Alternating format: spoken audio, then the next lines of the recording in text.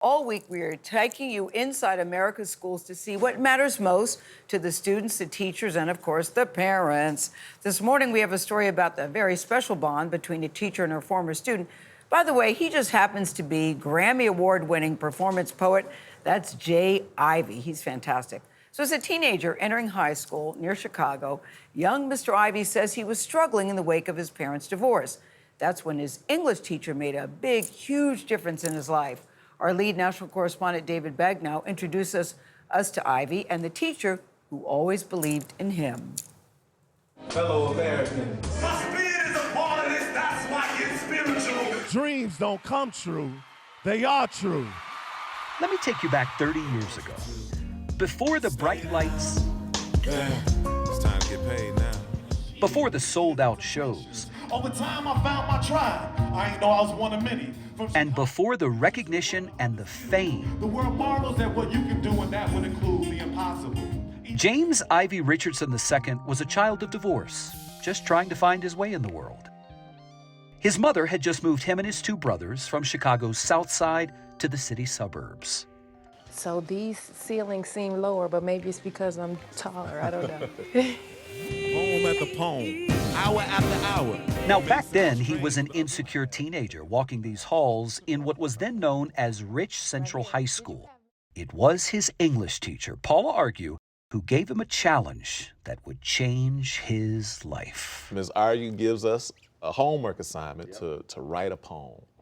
And I was good at writing notes to girls, but I didn't think that was a gift. That poem about clouds in the sky.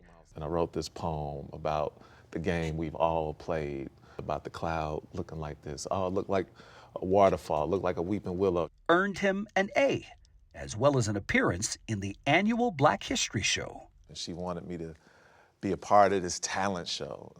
And I'm like, Ms. Argue, nah, I'm not trying to do that at all. And that show, it came and went.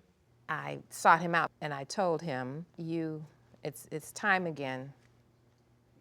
You owe me. She made me come to this space and perform and just bare my soul in front of friends, family, strangers. That day I received a standing ovation. It was just, my whole life changed in that moment. In recognizing that potential, what Ms. Argue did was empower him to go and unlock it. You saw something in me that I did not see, was completely unaware existed. And because of that, I've been able to live my dream.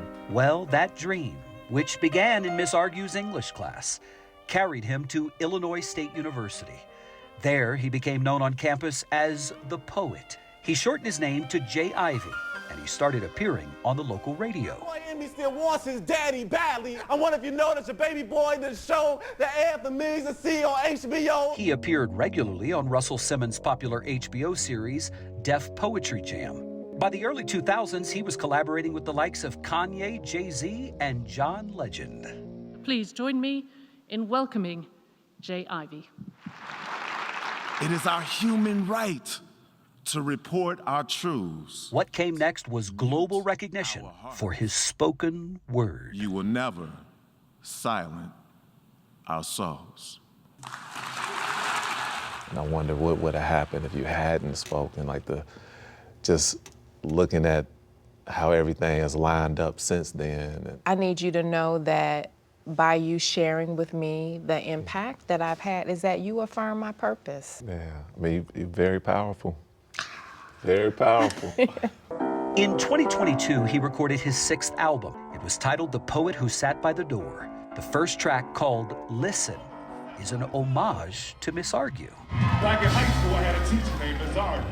What I learned is you're not gonna argue with somebody named Ms. Argue. She wanted to challenge our young minds, so she would search for ways to make us look in the mirror and ask, who are you? I was bitten. This new need to tell our story kept itching, pushing me to write on, so I pushed the pen, not really knowing where to begin or how to end. Instincts are the seeds of our purpose. And my instinct kept telling me to listen to that inner voice, find the source, and tap in. That's awesome. Thank you. I don't even know what to say. I did that? Yeah, you did that. Been dreaming about this so long. In February of this year, Jay Ivey won the Grammy for Best Spoken Word Poetry Album. It's a category he helped to create. The 47-year-old wasted no time giving a shout-out to who else? My English teacher made me do a show for the first time. Somebody saw me, gave me a chance. So I thank Miss Argue. I love you so much. To have the opportunity to not only acknowledge you, but acknowledge the power of a teacher is one of the proudest moments of my life. You know what you remind me of is that in each of us there's a young person that's still wanting to say to that person who believed in me, look how I did. Yeah. I agree with you 100%. We all have the capacity to be able to let somebody know, like, hey, thank you, and look at me now. I'd like for you all, in saying it to the other, to finish this sentence for me. Ms. Argue, my hope for you is That you will continue to listen, continue to love, and continue to inspire. and yours? That you continue to shine your light and that you continue to use your power to be a beautiful force that this world absolutely needs.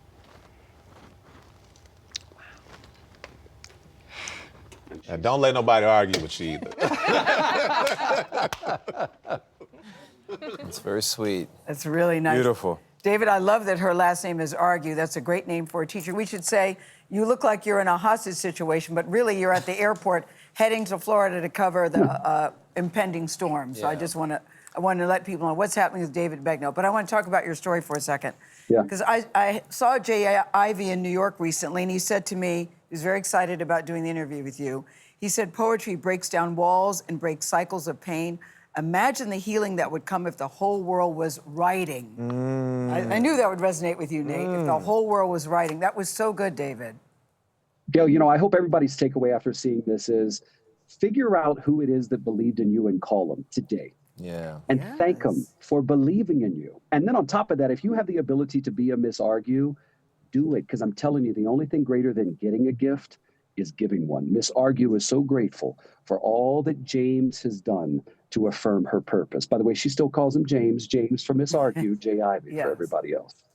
Yeah, well, he talks David, in poetry, don't you does. think? He does. Very Melodic. He does. Yeah. Yes, he is. He's fantastic. Well, I think the important thing with Miss Argue there is she didn't just recognize the talent, it's the art of the nudge. She's saying, you owe me. You're going to get on this stage, and that is the moment that changed his life. I like when she said, Tony, I did that. I did that. Because, Nate, you write poetry, Tony, I so think you that's understand this. I do. It's healing. It's healing. What's that, David? Well, you bring up a good point, Tony, in that a lot of times the people who believe in us, they have to tell us time and time again, I'm telling you, I believe in something that you haven't seen yet. So I need you to trust me to believe in you so you can then believe in yourself. That's the key to this story, and I think the biggest takeaway. And sometimes really important if you don't get it at home, that you get it from somebody else, and all you need is one. That's right. All you need is one person who believes. That's right. And David, safe travels to you. Let's remind him David is just fine, even though he was holding our emotions hostage during that piece like he always does. David, we love you, man. Safe travels, all right?